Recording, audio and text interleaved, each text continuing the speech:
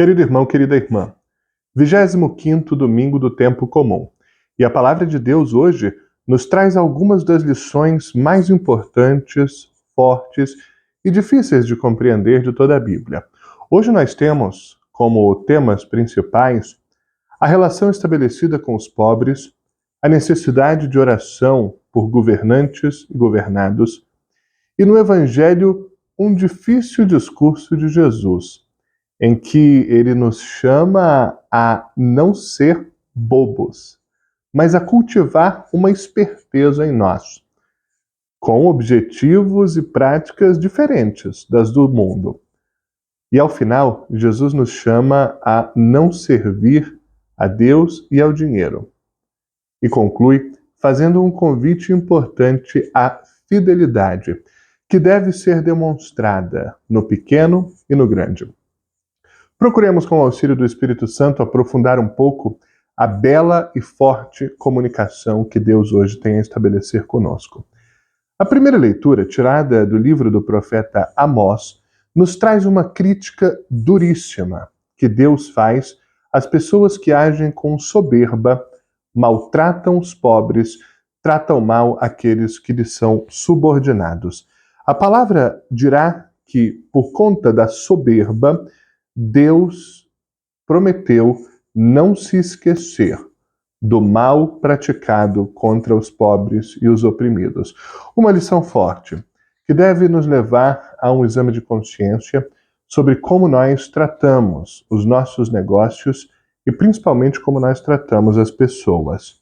A leitura fará uma crítica séria aos que maltratam os humildes, causam a diminuição pessoal daqueles que são pobres e ainda fala sobre a corrupção, aqui ilustrada como diminuir medidas, aumentar pesos, adulterar balanças, dominar os pobres com o dinheiro e colocar à venda produtos ruins. Pelo profeta Amós fica claro que Deus não tolera a corrupção e a maldade contra os humildes. No Evangelho, nós temos um dos mais difíceis discursos de Jesus. Uma palavra que Jesus nos traz que chega a nos causar um certo constrangimento e até choque. Jesus conta uma parábola. É uma história dramática, cheia de reviravoltas. Jesus começa contando, na história que cria, que um senhor muito rico possuía muitas propriedades e confiava a sua administração a uma pessoa. Era o administrador das terras do patrão. Ocorre que o patrão recebe críticas sobre as condutas desse administrador e nota que, de fato, ele estava praticando a desonestidade. Dá a ele o aviso de que seria demitido.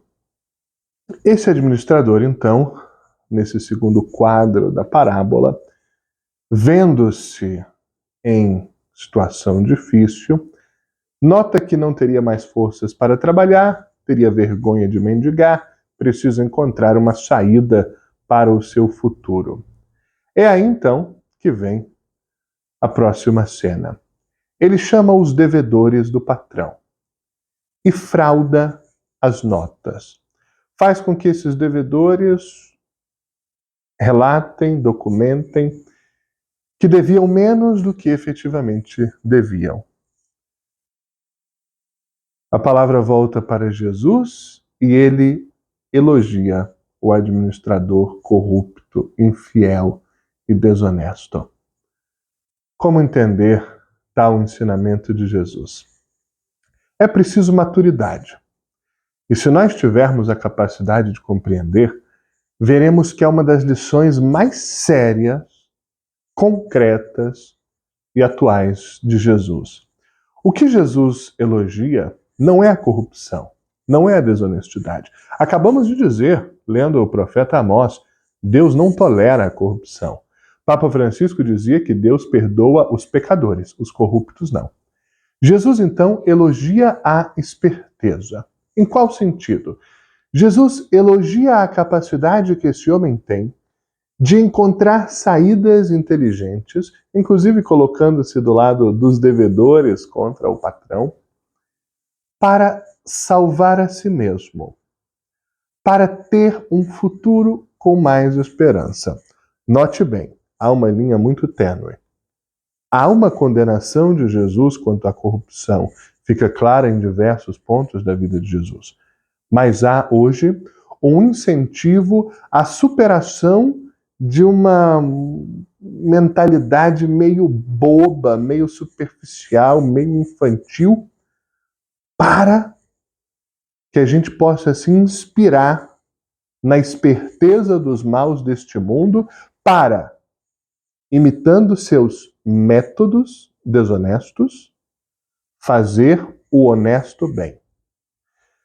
Parece contraditório. Parece até hipócrita, mas não é.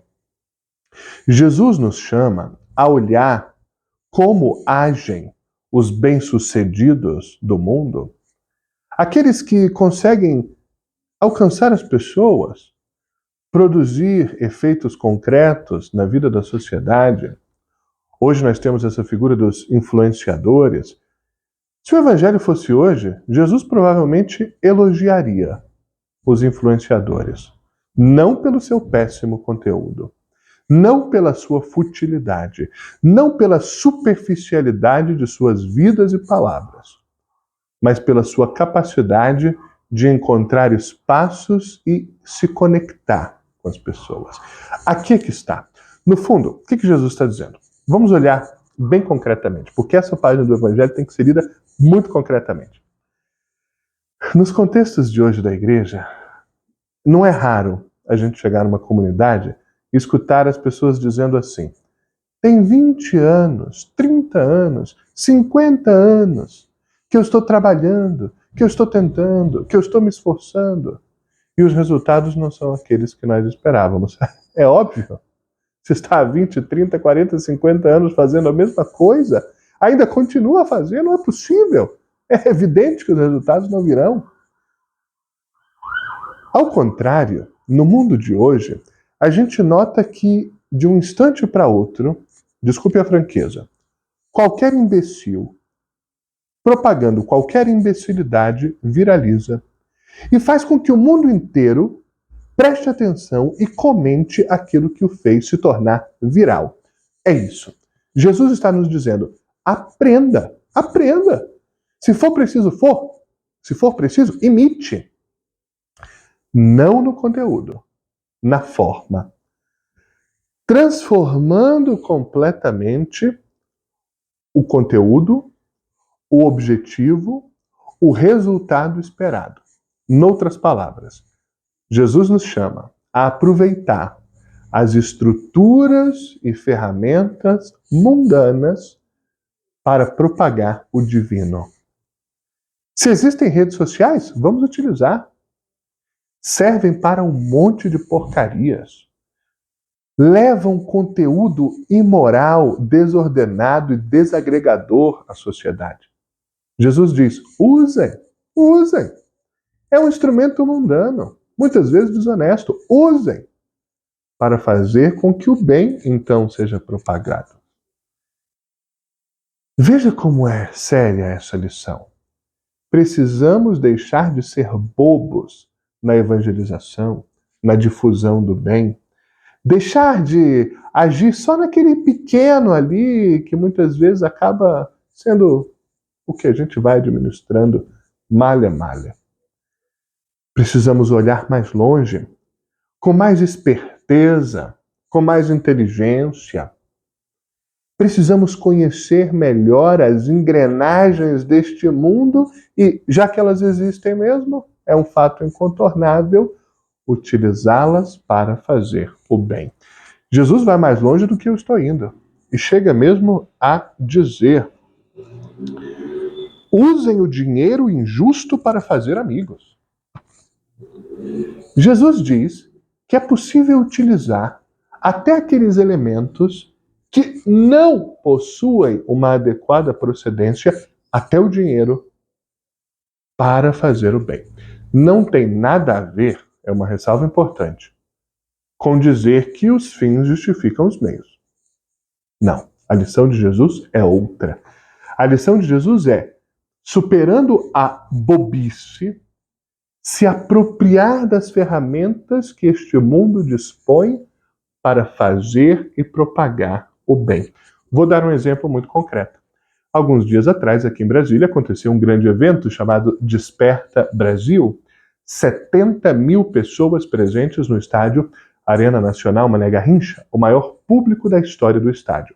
Maior que Ivete Sangalo, Paul McCartney, maior do que o Jogo do Brasil na Copa do Mundo. 70 mil pessoas cantando, louvando, rezando e se comprometendo a dar testemunho do amor na sociedade.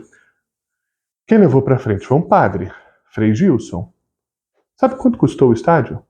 4 milhões de reais. Frei Gilson pagou 4 milhões de reais ao estádio de futebol. O que é isso? Uma conduta mundana. Juntaram uma montanha de dinheiro e pagaram um estádio de futebol. O que Jesus diria a Frei Gilson? Muito bem, foi esperto. Usou da esperteza. Usou de estruturas mundanas, o dinheiro, o estádio de futebol, a transmissão do YouTube, os QR Code para pedir dinheiro, e tocou presencialmente 70 mil corações, 70 mil almas, 70 mil mentes que se abriam a uma nova forma de pensar e de agir. E muitos outros milhares, inclusive eu, que assistiam via meios de comunicação. No momento que eu liguei para a missa, no meio da madrugada, eram 30 mil pessoas no YouTube. Ferramentas mundanas utilizadas para a transmissão do divino. É a lição de Jesus. Mas para que essa parábola não pudesse ser compreendida de forma equivocada, Jesus lança duas outras fortes lições ao final do seu discurso. Vocês não podem servir a Deus e ao dinheiro, e quem é fiel no pouco será fiel no muito. Quem não é fiel no pouco não será fiel no muito. Deus e o dinheiro apresentados aqui como realidades incompatíveis. É preciso compreender com calma. Jesus não critica o dinheiro. Não fosse o dinheiro, Frei Gilson não teria alugado o estádio. Aquelas multidões não teriam saído dali transformadas, animadas para ajudar o próximo, restaurar as famílias, repensar as próprias condutas. Jesus não critica a existência do dinheiro, nem a posse do dinheiro. Jesus critica a escravidão que o dinheiro promove. Jesus critica colocar o dinheiro como centro da vida. Tem uma famosa canção de rock nacional que diz assim, que você ganhe dinheiro porque é preciso viver também, mas que você diga a ele, ao menos uma vez, quem é o dono de quem. É mais ou menos o que Jesus estava dizendo. Existe o dinheiro. Nós podemos ter, podemos gostar dele, devemos utilizá-lo bem, em nosso proveito e para fazer o bem ao próximo, em espírito de generosidade e abertura. Mas é preciso sempre ter muito cuidado para enxergar o dinheiro como um meio, não como um fim, e para utilizar o dinheiro apenas para o bem. Repito, em atitude de generosidade, abertura e comunhão.